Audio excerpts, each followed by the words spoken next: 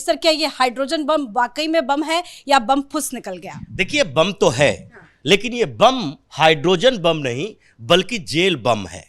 ये राहुल गांधी ने जो आज प्रेस कॉन्फ्रेंस किया, उसके बाद 4 केस तो इनके ऊपर बनता है।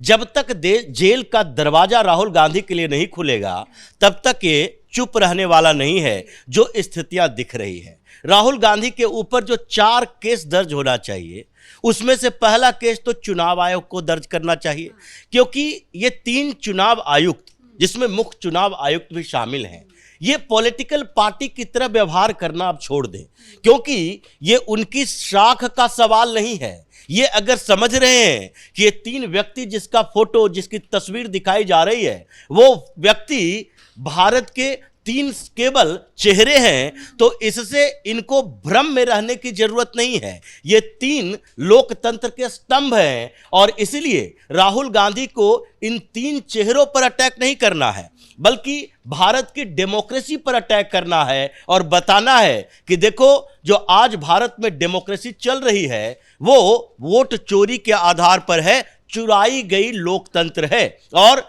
चुराई गई लोकतांत्रिक व्यवस्था के आधार पर ये विदेशों में जाकर, जो पहले भी अमेरिका गए थे, बोला था इन्होंने कि भारत में डेमोक्रेसी नहीं है, तानाशाही चल रही है। और डेमोक्रेसी के डिफेंडर को, जो यूरोपीय संघ के देश हैं, जो अमेरिका है, वो सब भारत में इंटरफेयर करे, ये राहुल गांधी का रवैया था। तो इसलिए अब चुनाव आयोग ये सोचना बंद कर दे कि उनके ऊपर प्रहार हो रहा है, तो वो चुपचाप बैठकर तमाशा देखेंगे और पॉलिटिकल पार्टियों की तरह प्रेस कॉन्फ्रेंस करके राहुल गांधी का जवाब देंगे और फिर चुपचाप बैठ जाएंगे।